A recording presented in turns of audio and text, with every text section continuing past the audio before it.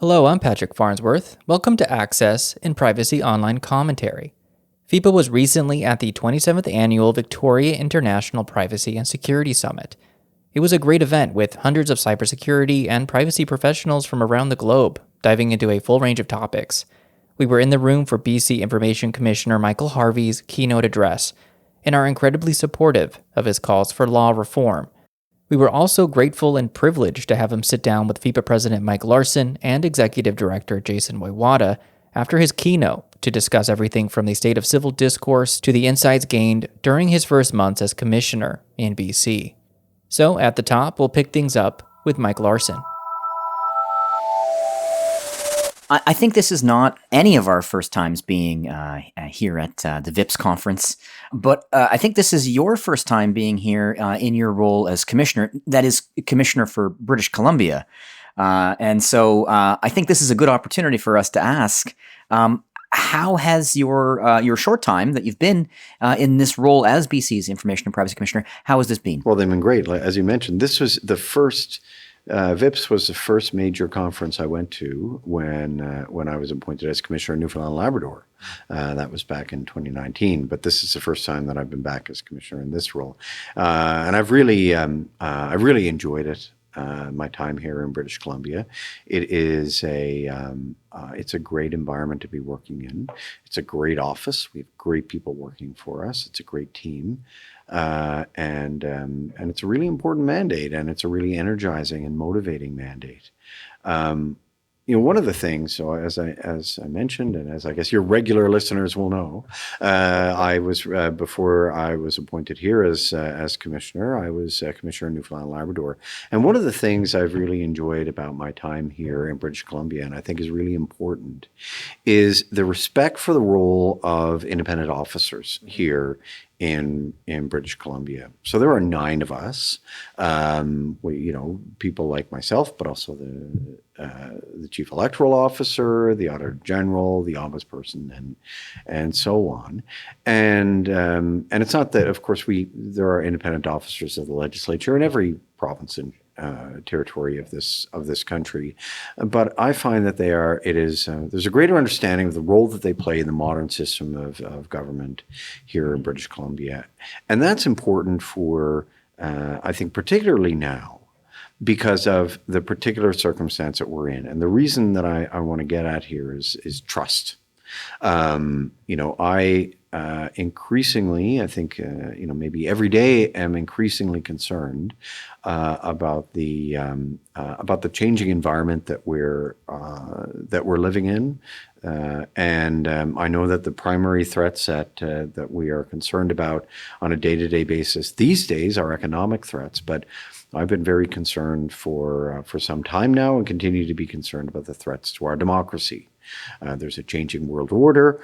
There's a rise in populism, and there's clearly a rise in distrust in our society. And my view is the best way to respond to a decrease in trust is an increase in transparency, an increase in oversight, and to use all the levers we have to make sure that citizens understand that there is oversight, there is recourse, there's checks and balances. And so I find it an extraordinary privilege to be one of those checks and balances, and to be working in an environment where I think there is a respect for that role. But when times get tough, it's important that we not take these things for granted. And so that's one of the things, one of the drums that I'll be beating over the coming years, to make sure that we don't forget the important role that independent officers of the legislature play. And then when we talk about things like privacy reform, like FOI reform, whether it's public sector or private sector or health sector, that we keep in mind the role that oversight offices can play, like mine, and that they are and are perceived to be independent. So when we consider that intersection of trust and transparency and how that's evolved since you've come here, were you starting to get a sense of that when you were in Newfoundland and then came here and saw that increase? Was it something that has evolved in the last 6 months?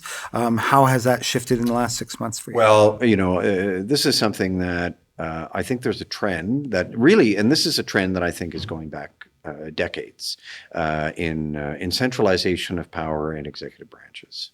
And there's a whole bunch of reasons why in the political science literature for why this has been happening. And it's not just happening here, it's happening internationally, but it's definitely a known phenomenon in Canadian political science that there's an increasing centralization of power in the executive branch of government vis-a-vis the legislature and vis-a-vis even the judiciary, and even within the executive branch of government, there's an increasing centralization of power to premiers' offices, even within the overall structure.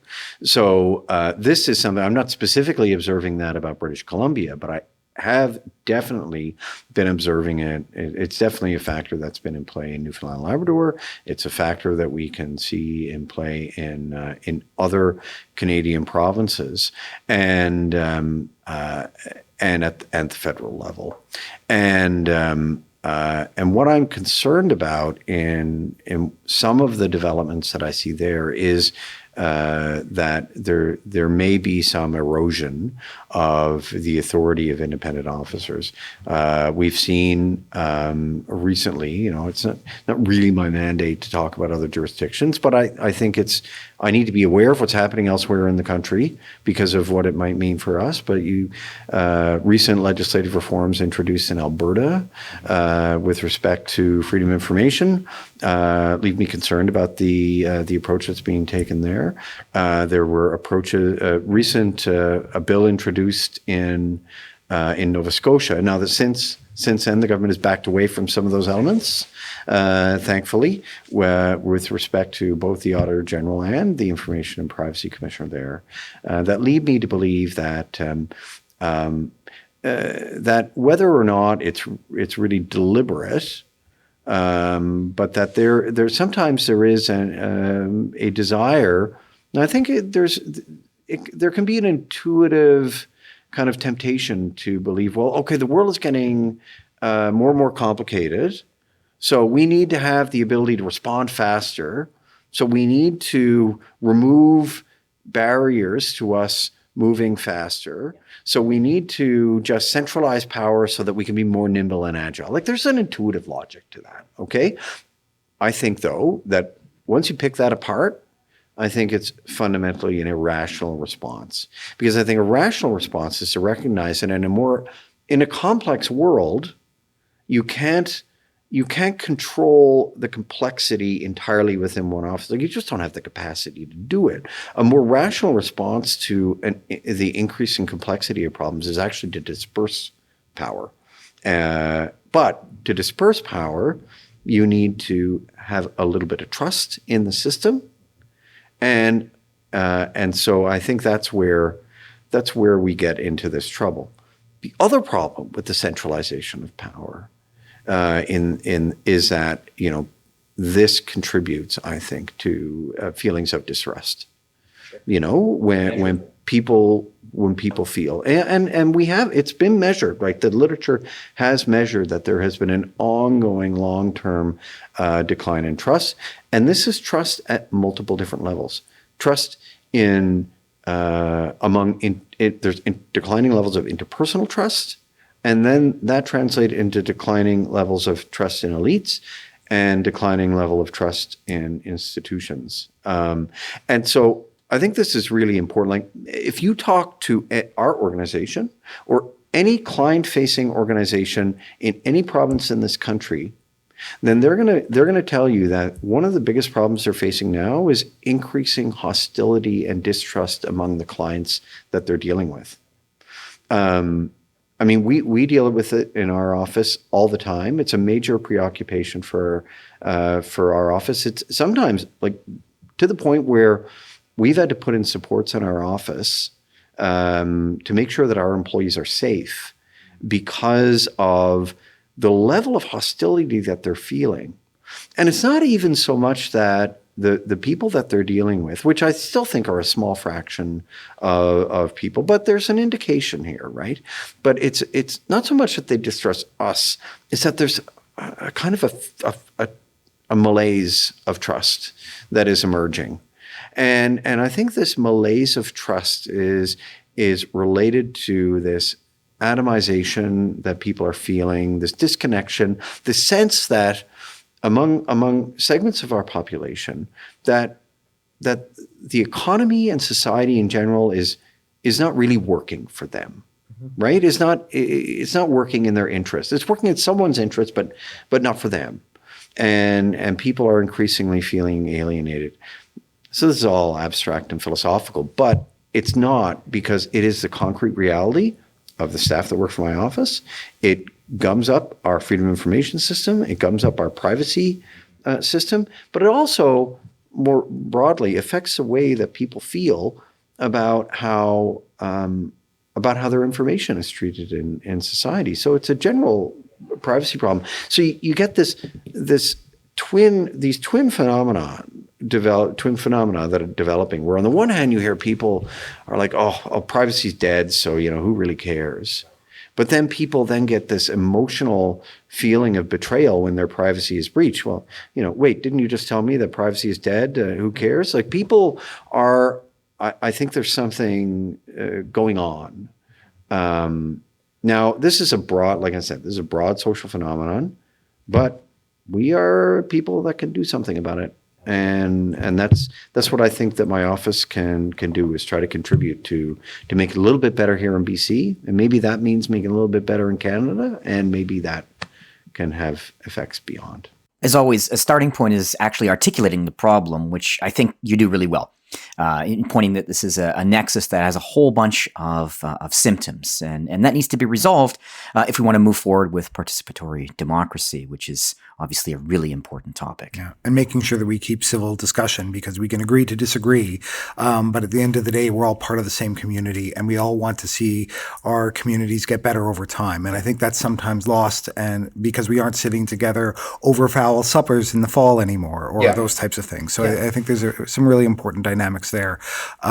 Now, when you look at the acts in BC, then, when we consider where things are going right now, what are your thoughts about the state of the acts of FIPA and FIPA in the province of British Columbia? What I would say, and I this morning at VIPS, I gave a keynote address in which I talked. I tried to do it wasn't. It was a cri de coeur, if you will, for consent, and one of I'll tell you where that came from. The background of it was, I've been concerned recently with some of the discussions about private sector privacy reform, that the idea that consent is passé, the idea that the consent model is broken, and there's no question that there are major issues with the consent model, but my view is the consent model is the cornerstone of PIPA, and at the federal level, PIPEDA, for a really important reason, and that is it is connected to rights. I really want to reference back the opening keynote of the previous day, which was delivered by Dr. Wendy Wong, UBCO scholar, who. And I wasn't aware of this, but who essentially made a lot of the same points that I was preparing to make only 24 hours later, with respect to the fact that, our privacy is a fundamental right. And like, we use that term fundamental right, and we tie it to the United Nations Declaration on Human Rights. But it's fundamental in the sense that, and sometimes I use the term proto-right, that it is it's a right that underlies the other rights that we have, because our privacy is about who we are as individuals. It's about our autonomy and our dignity, and it helps inform that. And that is particularly true in an information society, right? These days, we are our information. That's who we are in this society, right? Because of the ubiquity of it, because we have been, in Dr. Wong's terms, datafied, our information is us. And so therefore, the extent to which we are individuals is fundamentally about privacy. So that said, how can our privacy legislation, if we believe that privacy is a fundamental right, not be rights-based? So this was a cri de coeur to not replace rights as the keystone to our privacy legislation, which they currently are in PIPA. So that's a good thing. The foundations of PIPA are sound and are strong. PIPA at the federal level, which PIPA needs to be substantially similar with, is sound and strong. However, there is little question that there are improvements to be made, and I would put them in two categories. The first category is one, that we are in economically challenging times, and the information economy is changing, and our legislation, while principles-based and resilient, does need to keep pace with it. There are elements, there are certain use cases that are really important, but that really aren't easily compatible with a consent-based model of legal authorization for the collection of information. It just doesn't work. Even a rehabilitated consent model, even innovative consent models, don't really make sense. So you need to put in place appropriate legal authorizations. Now, I believe that a rights-based law means the consent would come first, and only if consent doesn't work, then you explore the other legal authorizations. But at that juncture, my argument would be then you have to establish what those other bases would be, those exceptions to consent are, and make sure that you have the appropriate guardrails around them to make sure that they're safe. So that was my plea for PIPA reform, and that now that the federal C-27 has died on the order paper, the time to move now in BC, we can't wait again because we could be waiting another 3, 4, who knows how many years. The time for BC to move is now. So that'd be what I'd say for PIPA reform. As for FIPA reform, well, I mean, I'd say that largely we're in pretty good shape, on the freedom of information side in particular. I think our freedom of information legislation on its fundamental purposes, I think is working pretty well. I know that for our point, we've got work to do in the OIPC. Okay, I own that. I've been really working on that over the past 10 months. It's been about 10 months, I think, to try to bring down our backlog. I think it's really important that our oversight is appropriately backstopped, so that when people come to our office with complaints, whether it's about freedom of information or whether it's about privacy, that they get timely and effective responses. So we've been effectively working down the backlog at essentially the alternative dispute resolution components of the work that we do. Most of our cases are either closed on intake or closed through informal means. We still really need to tackle the backlog that we have at adjudications, but I think we're going to get there. So that's our part.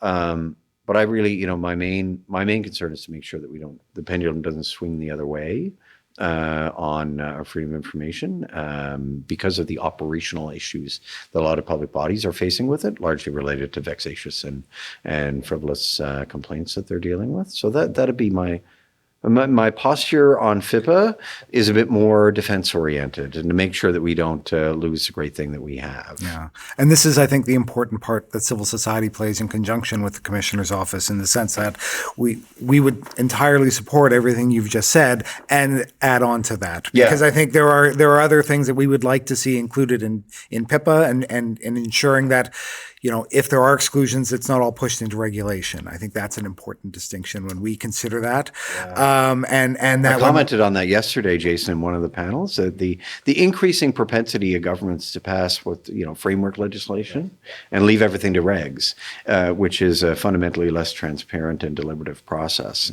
This is something we're seeing across the country. Yeah. But I'm with you on that front. Okay. And so we got to do something about the fees with FIPA, but that's that. Fees. I'll tell you. We were on the record back when the fee was introduced that we don't agree with it. I mean, I would love that fee to go away. That said, our number one priority now. I mean, because there's a lot of gnashing of teeth about the $10 fee. At the very least, we need to remember public bodies don't have to charge the fee. And it was an interesting thing for me to learn that most municipalities, because we did that and we spoke about that the last time we talked, right? Most municipalities don't charge the fee. For those who do charge the fee, just make sure that you do it in a way that preserves the ability to do it anonymously, and that it's easy, and that you don't use this as an excuse to present another barrier to do this. I mean, let's be honest. The fee is the only reason that the fee exists is to discourage people from making freedom of information requests, right? So from its very purpose, I don't agree with it. But it shouldn't, layering on additional disincentives on top of that is just really not on. I think that's a really important point too. You mentioned one of the things that you're looking for with the FIPA is to make sure that we don't backslide. That's a really important point to emphasize. For a long time, I think people in the transparency rights field, we were talking about transparency reform, obviously, and we were considering, well, who can move forward the fastest? Which province can be at the head of the pack? What are the directions we need to grow in, right? What does a progressive transparency approach look like? But now, when you look at what's happening both in Canada and other jurisdictions around the world, we see a greater emphasis on preserving what we have, making sure we don't fall into kind of a greater void of exceptions and exemptions and secrecy and exclusions. And that's fundamentally important. So it's good to see this emphasis, I think. One last thing I'll say about I had a chat with Rob Shaw one day about this fee, and he wanted to chat with me. I think this ended up getting aired or ended up in print in some way. But he was saying, oh, geez, when I submit this request to the government, and it's a cross-government request, and so I want to know this answer to the same question about all 28 ministries, right? And then I end up not paying $10. But I end up paying $280. He said, do you think that's right?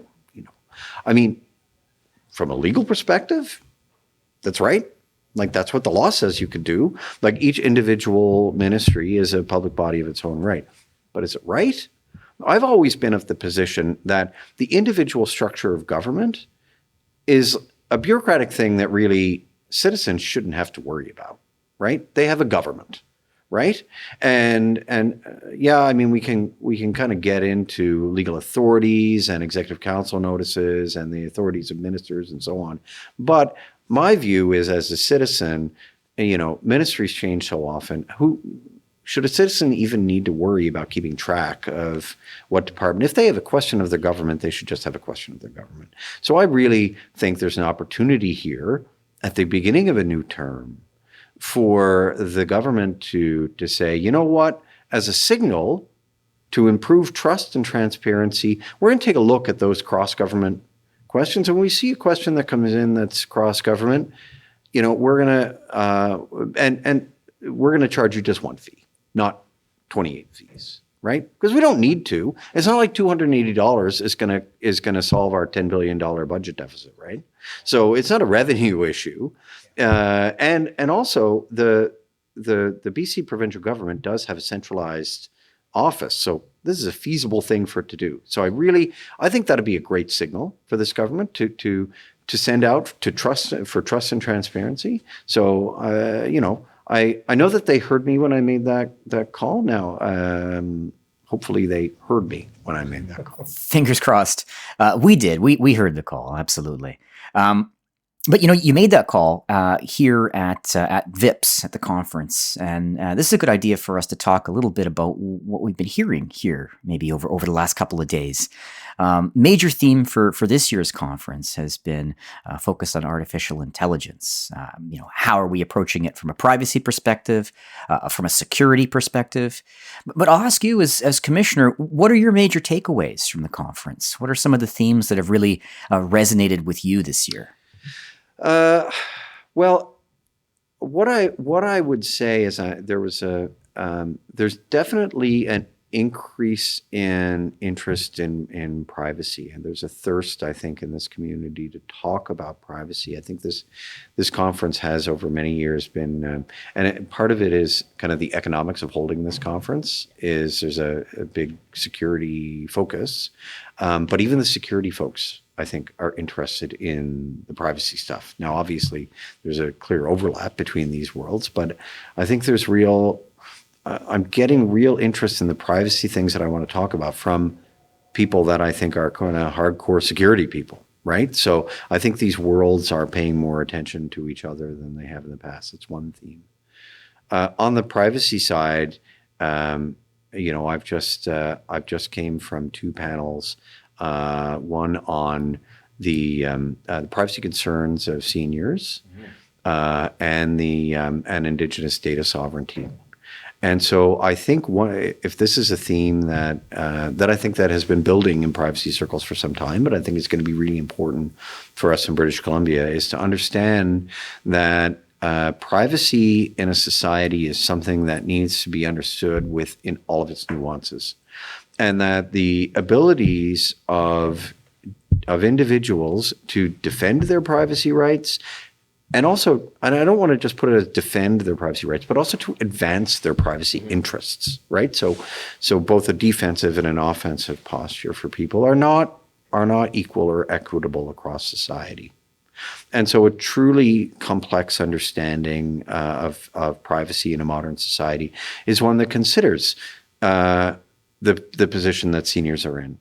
It considers, and we need to figure out, Indigenous data sovereignty and how really colonial society can support First Nations in their Indigenous data sovereignty aspirations, and also how we can make sure that we respect those principles for Indigenous people who may be interacting with the BC Public Service or corporations as well. So there's also been important panels on the privacy of children and youth, another group. So I think that seeing these panels, and these have been some of our most highly attended panels, are really important. So there's also, of course, as every conference in the last couple of years, been a talk about AI,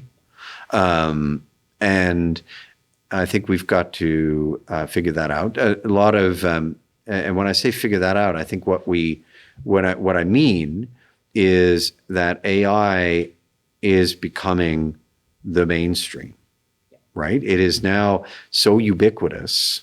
I made the case this morning that we won't be talking about AI in 5 years. I actually mean that a bit facetiously. We I think will be talking about AI in 5 years. But the point is that now we talk about AI use cases.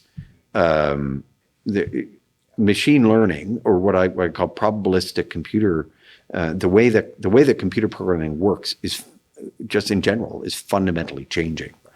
From being deterministic to probabilistic, that's the essence of machine learning approach, and that changes everything, because to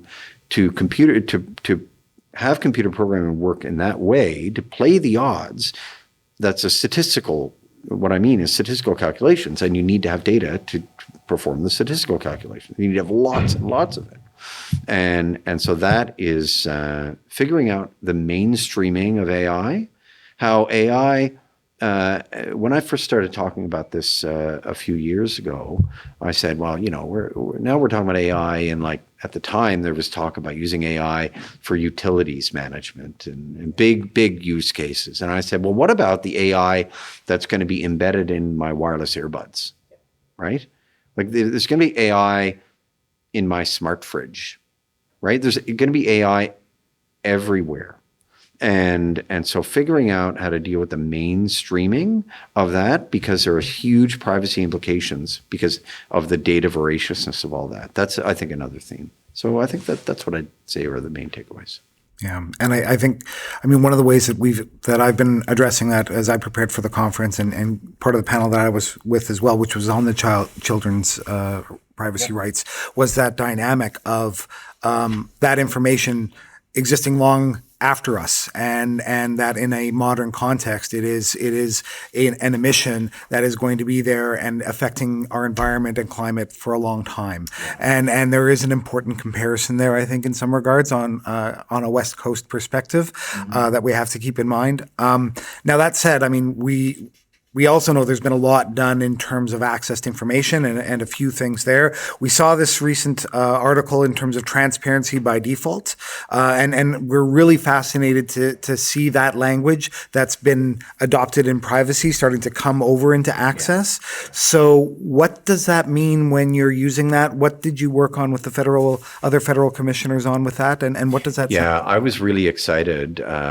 So we passed this resolution back in October calling for transparency by default. And when this resolution was introduced to our table by the Federal Information Commissioner, I was so excited when I saw it because it introduces a third level of thinking on the transparency side.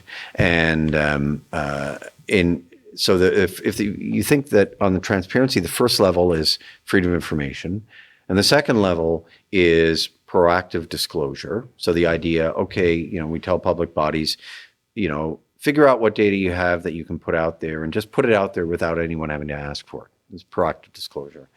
Well, then the third level of thinking that this idea of transparency by default introduces is the idea that you need to design your policies and programs to be transparent from the very beginning. But one of the problems we hear about with proactive disclosure is, well, gosh, that's a lot of work to do that. I've got to take all this data and I've got to scrub it and I've got to make sure that I'm not inadvertently releasing any personal information or any other confidences that I'm not supposed to be revealing, or I'm not releasing any commercial information. But if you thought about that from the beginning, and you'd realize when you're designing a public program, this program is going to produce data that people are probably going to want. And also, so you can design outputs of your program in such a way that you don't have to go back after the fact and be putting person hours into scrubbing them and worrying about if you're going to be revealing, someone's secrets. Because you've set it up from the very beginning. And what you do when you do that is you not only produce information that people want to consume, that of course is really important, but you also send the message to the citizenry that is how public services work. And that's what your government, that's what your public bodies expect. We expect you, the public, to want to know about how your public services work. We want you to know this about your public services. We want you to be engaged, not just as customers, consumers of these public service. We want you to engage with your public services as citizens, right? And so that's why I was so excited, because to me, that is a significant transformation of if we could achieve that, that would not just be okay, this program has a spreadsheet it's going to pump out every once in a while. It would drive a cultural change in how our public services work. I should say that if you went to Scandinavia, you find, and generally, I don't know that they call it that, but generally public services in Scandinavia tend to be more transparent by default because, and it relates to different cultural expectations of their public services. Let's be honest, the Canadian political culture is still based on a relatively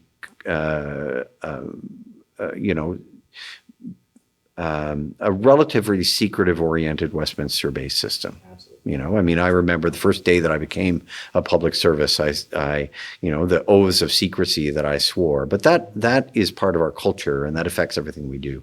But I think if we want a more trusting civil society, then transparency by default is one way that we get there. And the reason I like it so much as a concept is that the only other piece of second generation access to information legislation we've sort of really seen is GEMA out of New South Wales in Australia, which reverses the onus and necessitates proactive disclosure and the creation of documents if you aren't disclosing. So it's sort of a transparency by default, and rather than by design. And I think the participation that you get from a public body with a transparency by design aspect is going to be much stronger than a transparency by default, because ultimately it's the leadership of the organizations that sets the tone on that. And so I think this is an important shift in that regard. I will note, Jason, we did argue around our table. I don't want to reveal, I want to, as they say, talk out of school, but we argued a lot about should we call it transparency by design. And the only reason we didn't was because we didn't want to trip up on privacy by design. But really, that's kind of what we're talking about. We settled on transparency by default, but really, what we're talking about is transparency by design. Well, I think it's catchy, it works, and it's really important as well. So maybe, mindful of our time here and of course our commitments to get back to the conference, which is ongoing. There's one more topic I might want to raise here. And I've been thinking, I'm struck this year at VIPS about, some similarities between how we were talking about access and privacy, and indeed every issue that came up in the context of the COVID-19 pandemic. And everyone recalls, at that time, we would begin conversations and begin discussions of policy with saying, in these uncertain times. But here we are in 2025, and by any definition, these are uncertain times for a variety of reasons, technological, geopolitical. Looking ahead for this year, what are you seeing on the horizon when it comes to these pressing issues of transparency and privacy? Where do you see things going in the near future, given all that's going on? Are we feeling hopeful about information and privacy? Are these reforms that we're all calling for and are urgently needed going to find a receptive audience in kind of the halls of legislatures in this context? What are your thoughts on that? I feel optimistic about British Columbia. Okay, I really do. I can think of no better place to be than British Columbia. I think that what we need to make sure that we recognize here in British Columbia is exactly how special a place this is and exactly how good we've got it. And I would say the same thing about Canada as well. What we have here is really important, and all the more important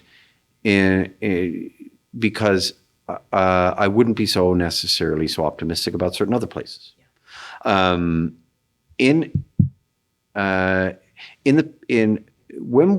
the world has encountered challenges in the past, Canada has emerged stronger from them because of the special things that we have in Canada that make us special and democratic.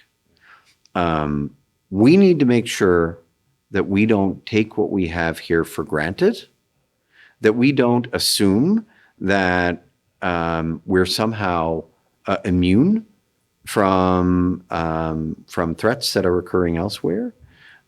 We don't respond in ways that might lead to unanticipated circumstances, but that we use every lever that we can to make sure that we are resilient in challenging times. And the most important factor that I think is resilient, that we need to focus on in making us resilient, because when I say that we need to be resilient, I mean that what I mean to be resilient is the social fabric of our country needs to be resilient. And that social fabric is based on trust. And trust, to circle back to what I said before, like right down to the interpersonal level, right? But to the interpersonal, to the institutional level, we need to make sure that we buttress those. Okay, we cannot, with I think a misguided approach to crisis management, let those things erode.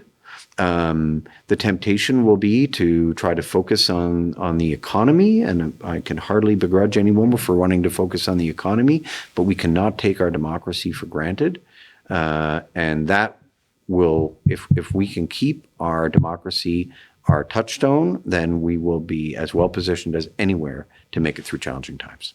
I know we are at the end of our time. Thank you so much. That was really a great way to end our conversation with you. So thank you for the words. It's very realistic, but also inspiring, and just a touch of optimism there. So thank you so much. Very much my pleasure. Thank you. Access and Privacy Online reviews the headlines and delivers deeper commentary on a regular basis. Be sure to subscribe to get the full episodes every week and get notifications when we release show segments and other commentary throughout the week. We look forward to hearing from you soon. Have a good one.